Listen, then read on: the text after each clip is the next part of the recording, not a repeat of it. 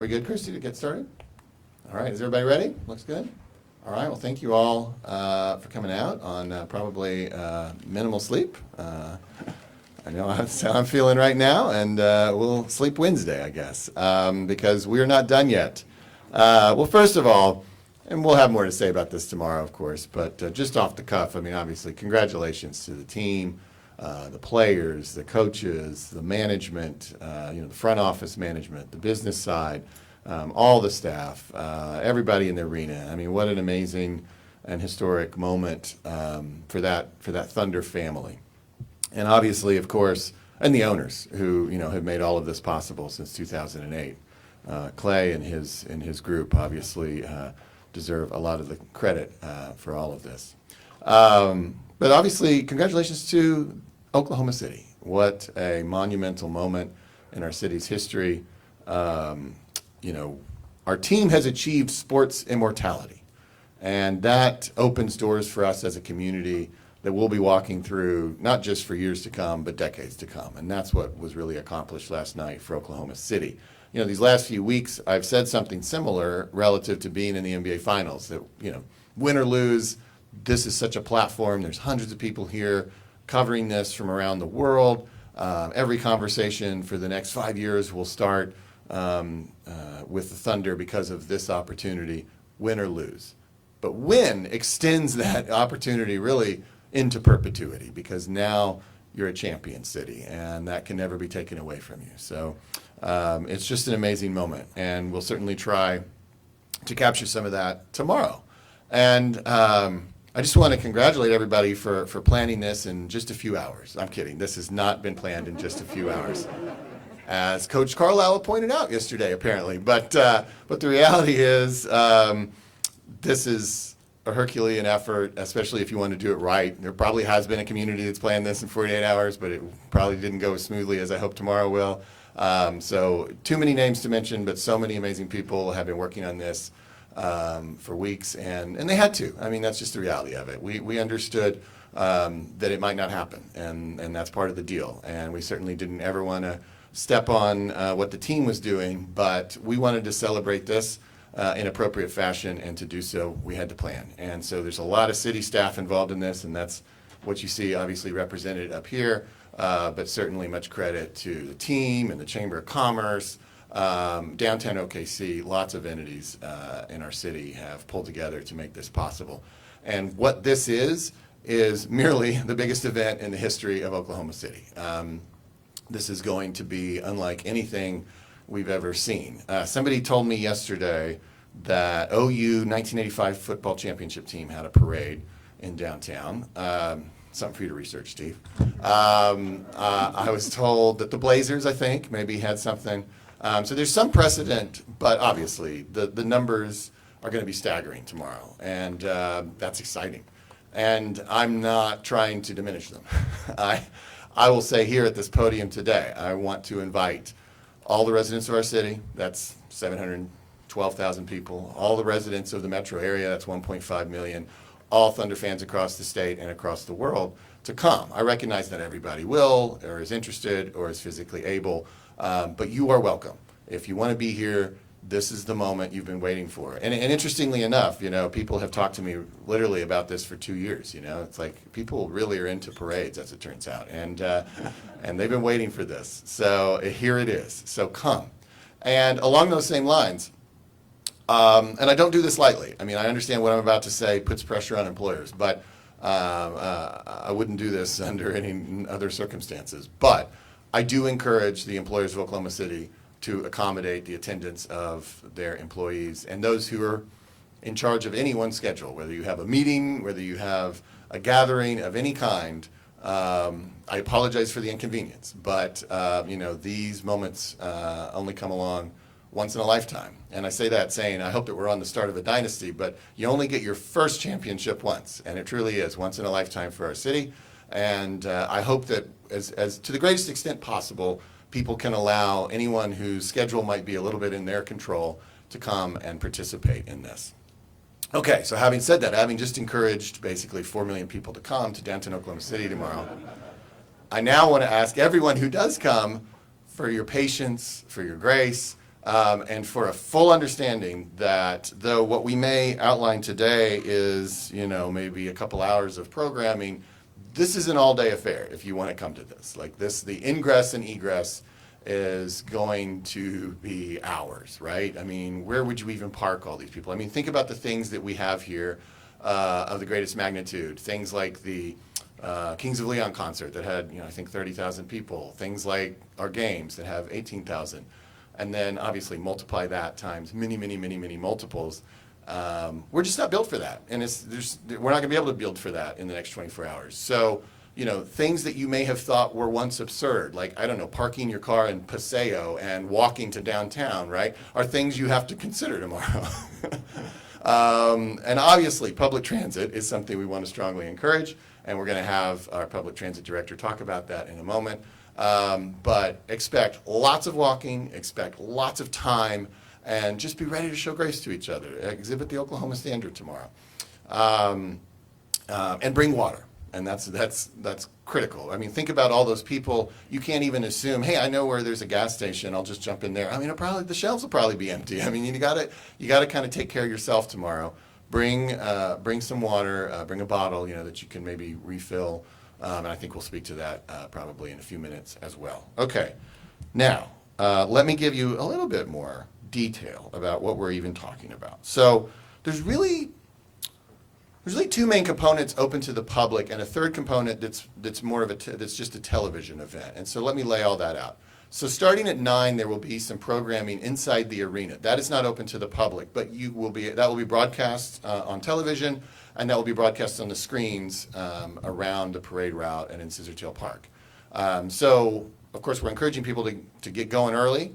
Though the parade starts at 10:30, you shouldn't be trying to arrive in downtown at 10:30. You should be trying to arrive much, much earlier. And I guess I can tell you will be entertained as you stand there waiting for this to begin, because there will be some programming on the screen starting at 9. The public event that is everyone is invited to commences at 10:30. That is going to start on Northwest 10th and North Harvey.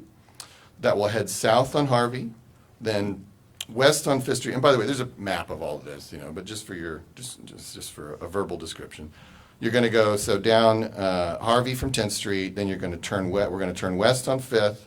We're going to go south on Walker to the Oklahoma City Boulevard, and then we are going to go east on Oklahoma City Boulevard, and then turn on Robinson, and the parade will end at Southwest 6th. Parade lasts, we think, an hour and a half. For everything to get through. And then there will be a closing event and some remarks at Scissortail Park. So those are kind of two components, parade and the closing event. But you can watch the closing event on the screens that will be displayed throughout the parade. And so you just kind of have to make choices. I mean, some people will have the physical ability to sort of follow the end of the parade if they want.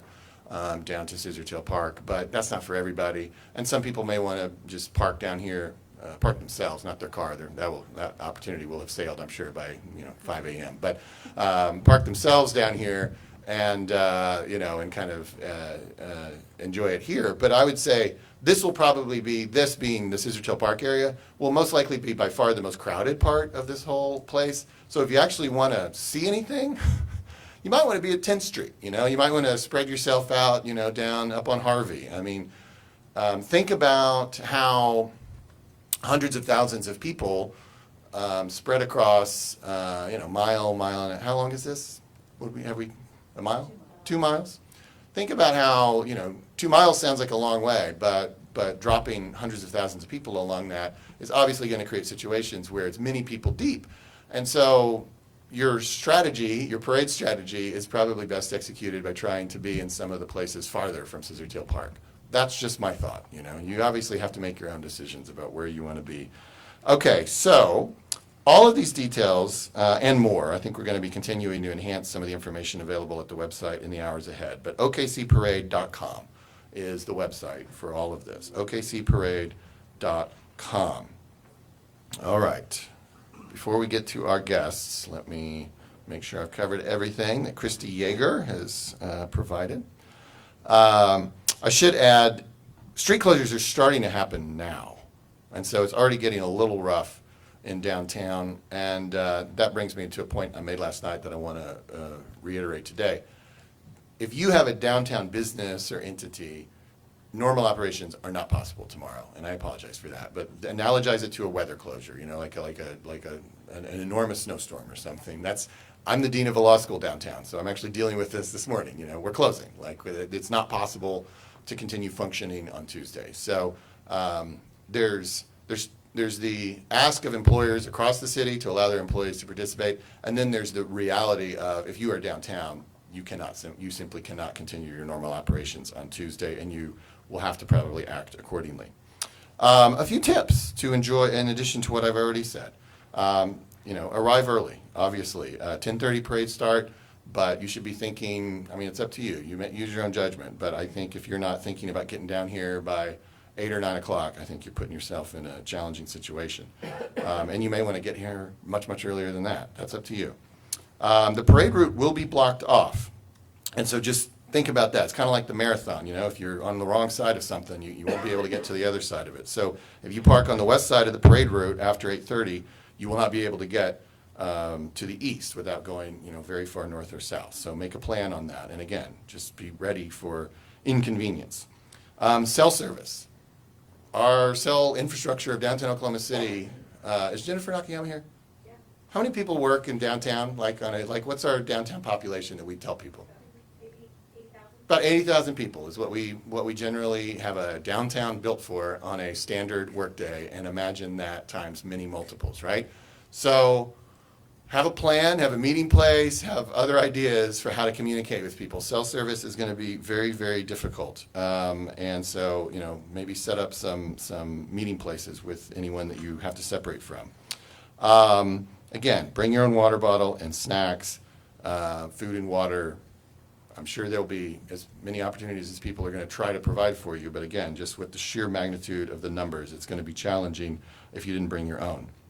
Okay, there will be 3 viewing screens along the route. So screens are places where you can see that 9 o'clock programming we talked about, and where you can also watch what's happening elsewhere in the parade. And those are at Bicentennial Park, where a sign language interpreter will also be placed. Together Square, not everybody's familiar with that phrase. That is where the basketball courts and futsal is, just west of Mary Gardens. Correct? Yes, Christine? Yes. And then, of course, Scissortail Park. Safety is the number one priority, of course, and safety in every which way, right? From everything from heat safety to public safety. So I certainly want to thank all the police officers, the firefighters, IMSA workers, public works, and utilities employees, and everyone else who will be keeping us safe tomorrow. These are people who obviously don't get to get off work tomorrow to come to the parade. They will be at the parade, but they will be working to protect us and to support us, and we're so grateful for that. And so that is a good segue to our first speaker, our police chief, Ron Basie, who will come up and share a few thoughts about the public safety elements of this tomorrow morning. Chief, the floor is yours. Thank you. Difference between a small forward and a point guard.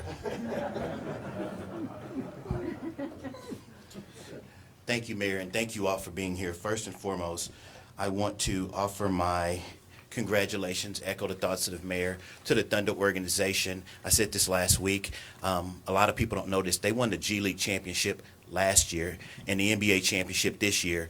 So for those people who say that Oklahoma City's on the map, we've always been on the map, but now we're in the history books. I want to point out a few things. Our goal is to keep everyone safe tomorrow. We're working very hard to do that. I want to thank our public safety partners for helping us last night with what was a really large crowd.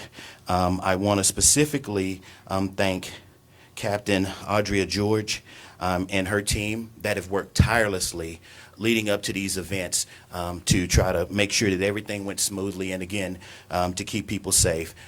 This job comes with a lot of sacrifices, and for the men and women of various law enforcement entities that helped out last night, one of those sacrifices was not watching the game, but watching our community to make sure that people were safe. And I want to thank them, each and every one of them, because this is their victory just as well as everyone else in this city. We all hold Oklahoma City very close to our hearts right now. We're very proud. Some safety tips that are really big priorities for us tomorrow is number one, no drones, no fireworks or grills for you tailgaters. Please, please, please. In order to keep things running smoothly and keep people safe, please stay behind the barriers.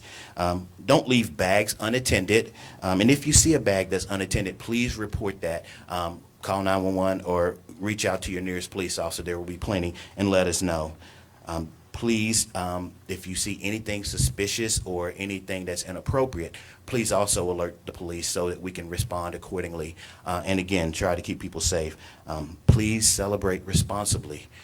Don't drink and drive. And again, to echo the thoughts of the mayor and double down, cell reception will be a little spotty with that much bandwidth. So number one, if you're bringing kids, please, please, please stay with your children.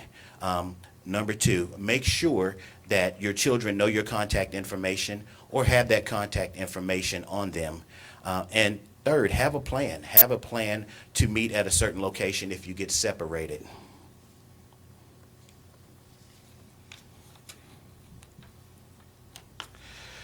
Again, this is unprecedented for this city. It's probably one of the biggest things we've ever had to celebrate.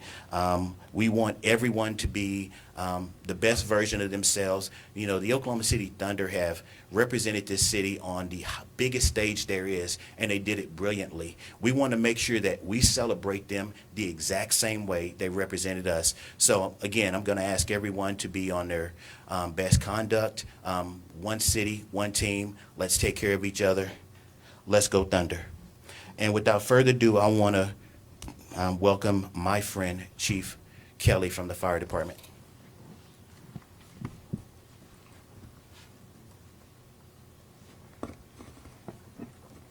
All right, I got to move it up here a little bit. I'm kind of a tweener. So I'm gonna wear the championship hat.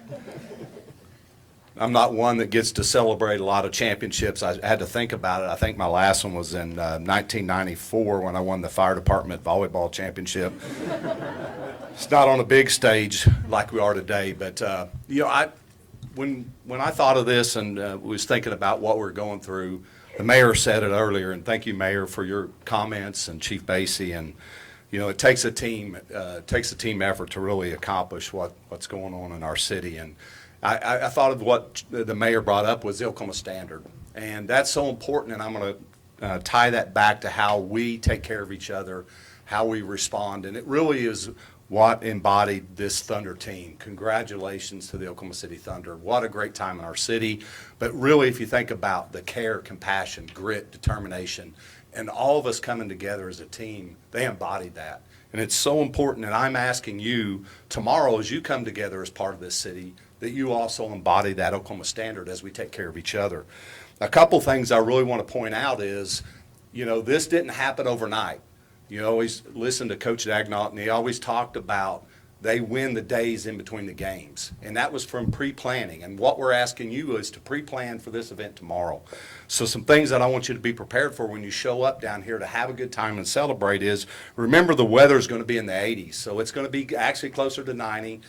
Tomorrow, and you know how Oklahoma City and Oklahoma weather is. You might get a little wind, but not a whole lot, so you want to make sure that you're hydrated. Make sure you wear appropriate clothes, loose clothes, good shoes. You're going to be walking, so make sure anything that you get around in. Sunscreen, make sure you take care of yourself in that. And when we talk about hydration, we're thinking about tomorrow. You get ready for the game tomorrow, today. So make sure you're staying hydrated today. Really, when we look at that, we talk about hydration. It's about half your body weight in ounces of water. So you can figure that out. But make sure you're drinking that today. If you know you're coming down here, pre-plan so we don't have an event while you're here. Throw in some hydration, some type of Gatorade or something in that to help make sure that you're staying hydrated. Bring a bottle with you. We're going to have some hydration stations in several different areas throughout the city. The west side of the Scissortail Park, the community court at Reno and Walker, Together Square, and then Bicentennial Park, which is out in front of the Civic Center. So those will be areas you can fill up your water bottle. And I would probably say bring a thermos, something you can keep cold. But remember, stay ahead of that. Hydrate today, making sure you're planning and doing all the things. We're going to be here to make sure you're safe in our city. That is what we're set up to do, designed to do. The police department, IMSA, everyone is pulled together in that. The Oklahoma Standard to make sure it's safe. We're excited to see everyone here. Remember about shoddy cell service. We're so used to picking up our phone and calling 911. Have a plan. The other part of that plan is see something, say something. If you see something that doesn't look right, say something. If you see someone that's having an emergency, find a police officer, find an IMSA worker, find a firefighter, find someone in a city uniform and tell them you have an emergency because you may not have cell service. So plan ahead in that area. So it's so important we all pull on this rope together. We're excited to have a great time in our city tomorrow to celebrate this championship with the Oklahoma City Thunder and everyone involved in the city. And at this time, I'm going to ask one of my good friends to come up here, the Director of Operations for the Western Division, Michael Parrish, is going to come up and give you some few notes on that. So, thunder up.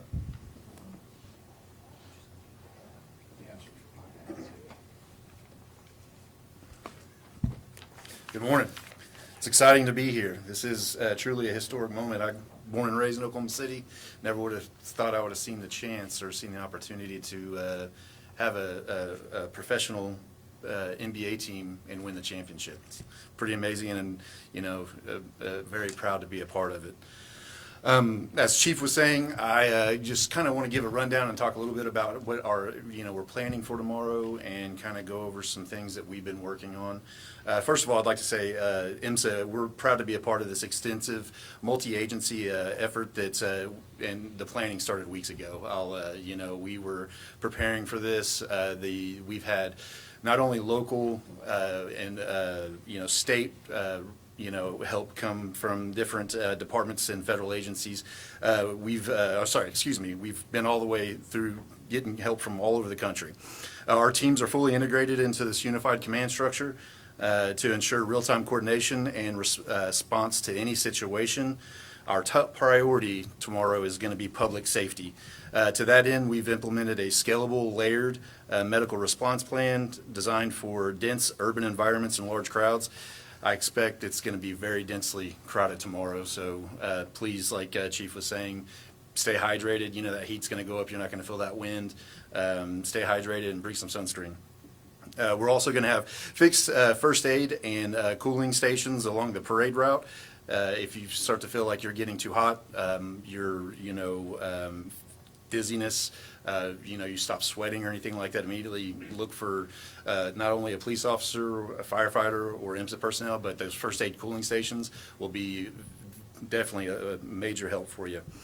We'll also have mobile response teams on foot, on bikes, golf carts, and ambulances to reach out, to reach patients quickly. Even in a tight or crowded area, please keep an eye out for them. If you do see them, just try to give them some room and space to work, take care of our community that's out there. We do have ambulance strike teams as well positioned at key access points for rapid transport. So whenever if we do have a medical event or a medical emergency, we have the means necessary to take that person or that patient to the outside edge of the parade route and have a transport unit ready for them. Also, and we're closely working with local hospitals and our regional medical response system, who's actually partnered with OU Medical Center, that are staffing medical tents and aid stations throughout the route and in Scissortail Park. We've also activated our surge staffing protocols to meet the demands of an event expected to draw over 500,000 people. IMSA has deployed roughly 50 medical personnel just from IMSA alone, and then our response partners in the metro here, as well as the fire department. None of this is actually taking away from our 911 operations. In total, our medical branch is going to include over 200 medical personnel and 38 response units covering every aspect of emergency medical support. Finally, if you or someone near you experiences any type of medical emergency, please alert the nearest police officer, firefighter, or IMSA medic, and so we can get the help to that person that we need. Thank you all for your time. I will go ahead and turn it over to Director of Embark, Jesse Rush.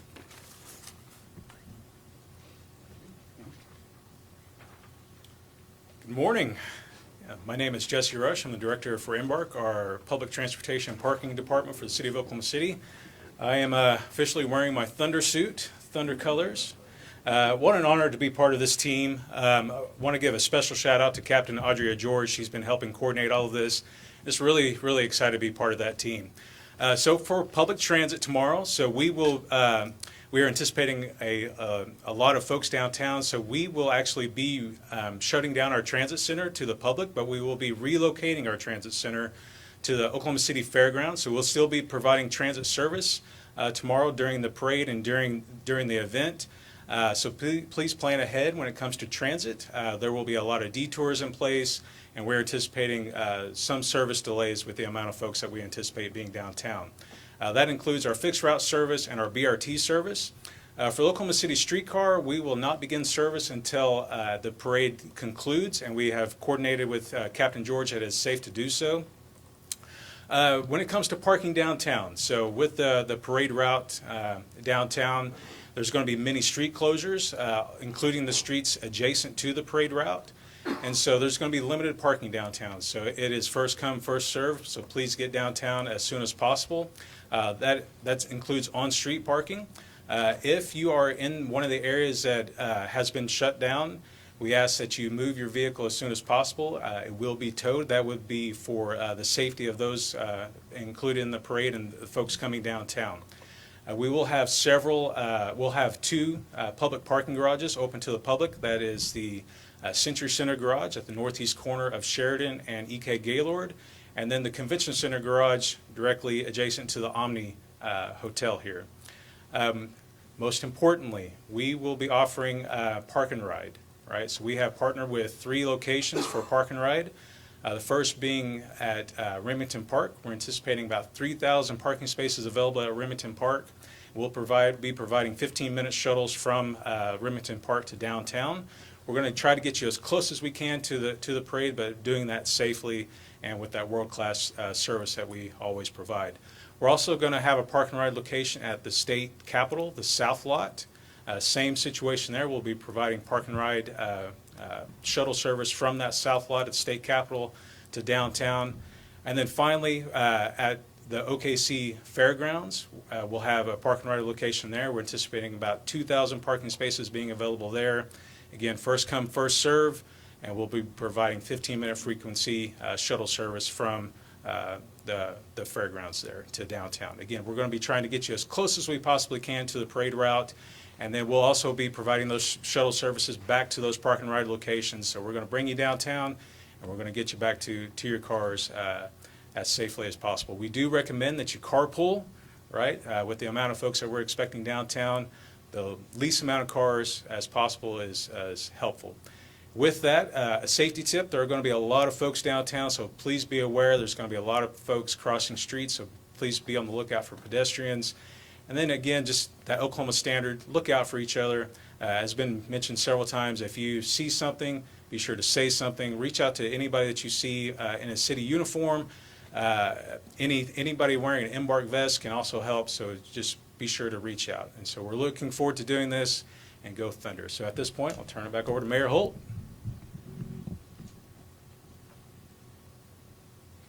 Thank you, Jesse, and thank you, everyone, for that helpful information. You've heard a lot about Captain George. I'll echo that. Captain George is beloved in the city, and her special events team along with her, because of how much they do, what they're a part of, and how selfless they are. They don't ever get to see Thunder games because they're outside. I know exactly where Captain George is. She's at the traffic control box every game night, and as far as I know, has been for years. And we're just so grateful for all that she and her team have done and will do in the days ahead. I want to mention, in keeping kind of with the reality I stated earlier about downtown operations, on behalf of the city manager, and by the way, Craig Freeman, obviously all of these folks work at his direction, and we're very grateful for his work and his leadership of that team. Craig Freeman has decided that most city offices will be closed tomorrow, the ones that are non-essential, obviously, to this particular event. So just keep that in mind. Maybe tomorrow's not your day to file for a new building permit or something. Like, that's not going to be possible. So so those offices will largely be closed in the city infrastructure, and I'm sure a lot of other downtown functions as well. But as the mayor, it seemed like a good idea for me to mention that. Of course, we have 5,000 city employees, although many of them will be tied to this event. And finally, again, I said this earlier, but just so much gratitude to the Greater Oklahoma City Chamber staff, the Thunder staff, the Downtown OKC Partnership staff, obviously the City of OKC staff, and all of the businesses downtown for their support and partnership in the planning of this and its execution. With that, I think we'd just like to open it up for questions. And yeah, I can obviously parse them out if I don't really know the answer. Steve? So have you heard back from some of the major downtown employers like Continental, Devon, state government, that Strata Tower, OG&E, as to whether or not they're gonna try to have normal operations tomorrow? Because obviously it'd be very difficult for them to even get there. Right, right. I don't know, Jennifer, have you had any specific communications? Maybe you feel comfortable speaking, at least in generalities, about some of your conversations with large downtown employers? This is Jennifer Nakayama of Downtown OKC. Definitely not when you and I are together. Hi, Jennifer Nakayama, CEO and President of Downtown Oklahoma City Partnership. So the downtown large employers and major stakeholders have been in discussions in the preceding days. They are taking the advisement very seriously, as Mayor Holt is saying, about keeping employees' safety in mind and their transportation needs. So each are deliberating on that very thing this morning. I think a lot of information will come out from those entities very, very soon, especially for their employees, and they're considering parking locations as well as just, as Mayor Holt says, being able to enjoy these festivities of this historic moment. Quick follow-up, are you advising restaurants to close down downtown?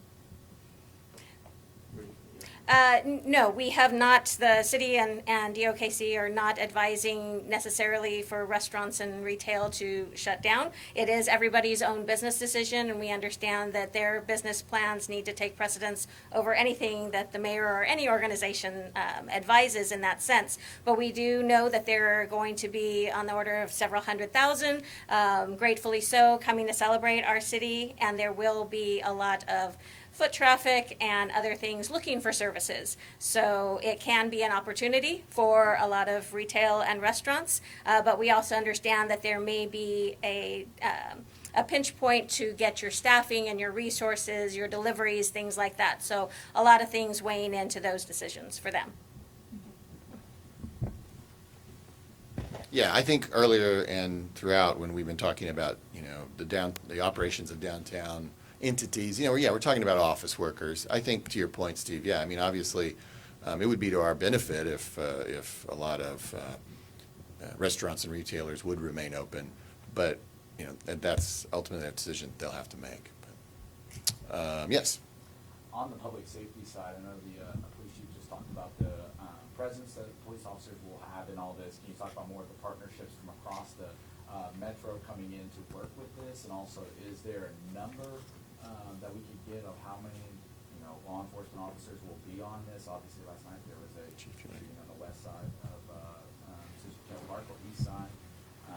So just wanted to see if there was a little bit more of an update we can get on that to make sure it's safe. I can't quantify the numbers for you. I can tell you that we have partnerships from around the state that are lending their personnel and their assets to Oklahoma City for this monumental moment. And if any of you were out last night, you saw different uniforms. Those are our community and law enforcement partners from around the state that have volunteered to step up and help us in this moment with this, what we know is a very large and difficult task. You mentioned the shooting last night, and I'll just tell you that was an unrelated incident with juveniles away from the incident. So it's a reminder to something I said earlier. You've heard the Oklahoma Standard mentioned a lot of times up here. And for those that are a generation or two below, it's about how we respond and how we treat each other. And so with that being said, I'm going to double down on that. Please be the best version of yourself when you come to this event. And it's probably not the most popular thing to say, but if you feel like you can't do that, then this is probably going to be on television and you can watch it at home. But for the most of us, the city and everyone else who supports the Thunder, we want a great opportunity to celebrate this team who has represented us and put us on the biggest stage. So thank you. Chief, I have a question for you.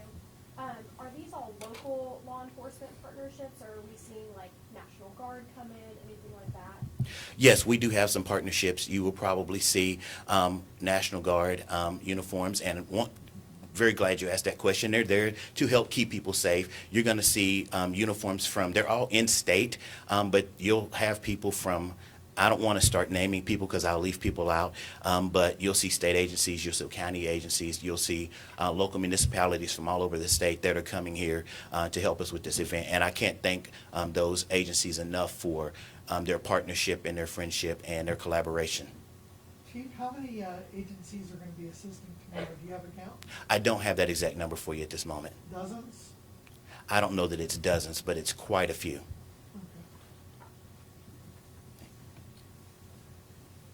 On a different question for you.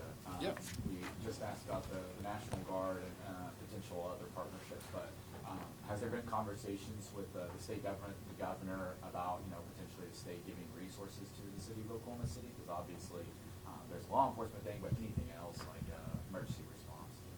Well, it's kind of all the same. Chief, anything specifically about the state? I mean, Captain George and her team kind of coordinate directly with emergency management. I assume there's conversations that happen there. Is that? Highway Patrol, yeah. Is that responsive? Yeah. Okay, any other questions? When should people, if they're not coming to the parade, what time do you think things will open back up for regular afternoon business or things like that? Wednesday. I mean, really, I've had that conversation a little bit with people, can you have a meeting at 4? Why? Just wait till Wednesday. I don't push it. I just think if you kind of look at the TikTok here, okay, so you got a 10:30 parade, that goes till noon, take a few minutes to kind of get ready for this closing event. Maybe that's another half hour. I mean, so programming is lasting till almost 1 o'clock. And as I said earlier, I mean, egress from this event is going to take hours. So, I mean, could you maybe go see a movie at 8 o'clock? Okay, maybe, but I wouldn't plan any work day type activity tomorrow. Yes. I've got a question for Jesse. Okay, Jesse, come on up. Yes, sir. This is based on past park and ride experiences Yep. I've had Mhm. in Dallas. So, can a person count on where they're going to be dropped off Yeah, on a park and ride? Do you have that information? we do. And will that be at the start of the park and ride? And then also, will there be fixed locations where people can go to get back in these park and rides? Yep, great question, Steve. So if you park at the OKC Fairgrounds, we're going to be picking you up and we're going to drop you off in front of the SGA mural there at Main and Lee. Okay. And if you're parking at Remington Park or at the State Capitol lots, we're going to be dropping you off at on Broadway around 7th Street. And if that's where you get dropped off, that's where you get picked up to go back to those park and ride locations. And how about the Capitol lots? Yeah, same 7th and Broadway. So the Capitol and Remington Park will be 7th and Broadway. Yep. Fairgrounds will be over there, I'm sure. Yeah, mainly.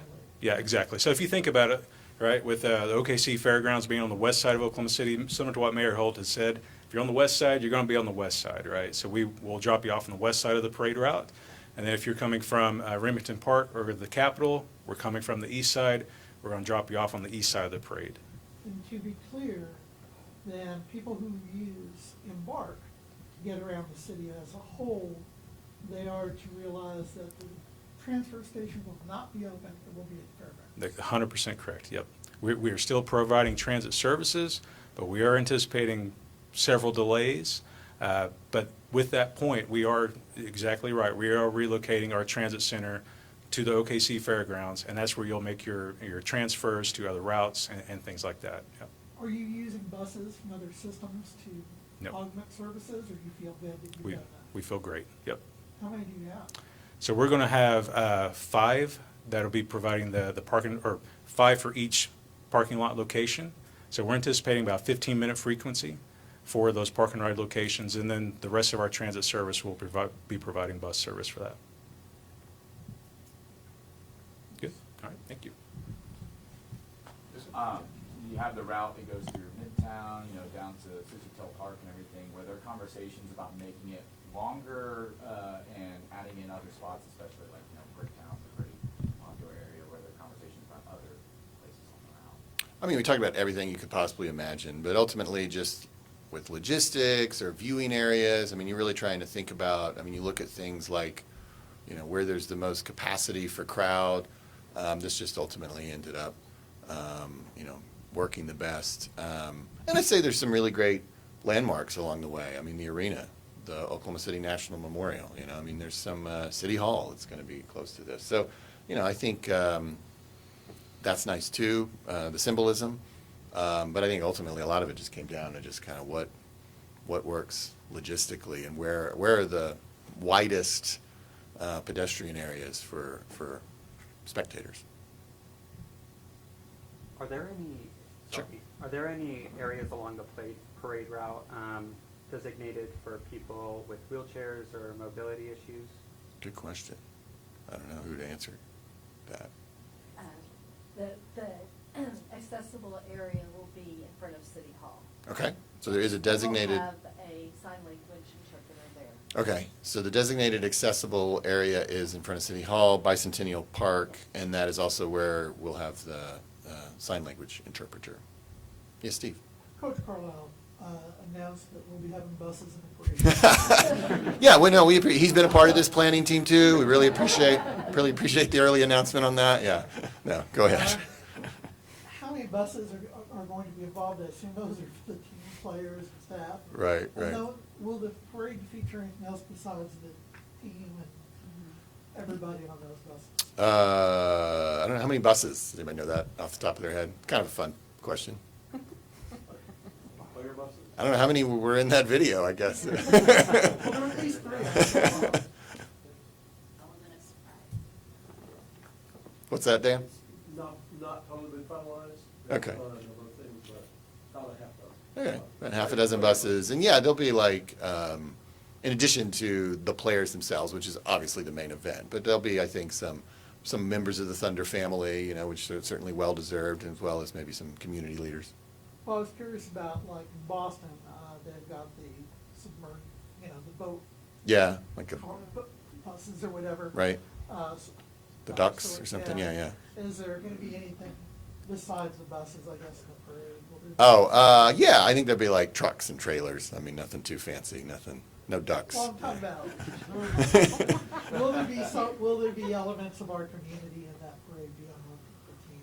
Well, I mean, you know, maybe I should say, I mean, it's not the Centennial Parade, right? It's not necessarily meant to capture the entire spectrum of life in Oklahoma City. I mean, it's the Thunder's Champions Parade, right? So, so for the most part, it is focused on the Thunder, you know. So, I think to the greatest extent possible, we want to try to capture, you know, the diversity of our city, but it's not like, here's what's awesome about Oklahoma City Parade. It's about the Thunder, and that will be certainly 90% of the focus. You'll see what's awesome about Oklahoma City in the 500,000 people watching. You know, that's going to be an amazing moment, unifying our city like we've never seen before. Any other questions? Yeah, it's okay, Steve. You can go all day. Welcome to Steve's press conference. No. We love it. It's good. Go. I hate to be the one that has to ask this, but we're under a heightened terrorism alert right now. Does that change planning for this, or with Oklahoma City's experience, what are y'all doing? Want to come to the podium for that Does one? that Yeah. change it? No, I think that's certainly a question on people's minds, I'm sure. So, yeah, address that. So Steve, being Oklahoma City, we consider those things in advance for any incident or any event that we're planning. And so, it's just part of our pre-planning. And of course, without going into a lot of detail, we're monitoring things as they progress and trying to keep an eye on those things, and we'll adjust as we need to, but that's always part of our pre-planning to, we think worst case scenario and build from there. And again, hopefully that's the importance, and we keep doubling down on this. See something, say something. If you see something suspicious, please notify someone in uniform. Again, at the same time, it's everybody's job to keep everybody safe. And that's why we keep saying that we're eliciting our public to make sure that here in Oklahoma City, we have the best possible outcome. So again, that's something that's been considered, that's something that's being monitored, and we'll adjust as we need to. But it's something that we've been really, really paying attention to. Steve, I want you to know I just ignored a call from Commissioner Silver. That's how much respect I have for your work here. Any other questions from Steve or otherwise? I have a Yes, question. yeah. So you said that self-service is gonna be spotty, but have a plan, have an emergency plan. Are there gonna be like enough officers to like wave one down if I can't get through? I have to call 911, so we're set up there. Yeah, I'm assuming officer presence will be intense. It's probably a good dry run for the Olympics, I would think. This is in terms of the security presence you're going to see. Any other questions? All right. Well, thank you for sharing this message with the people of Oklahoma City and Thunder fans everywhere. And let's all be safe and let's have fun tomorrow. Thunder up. Thank you.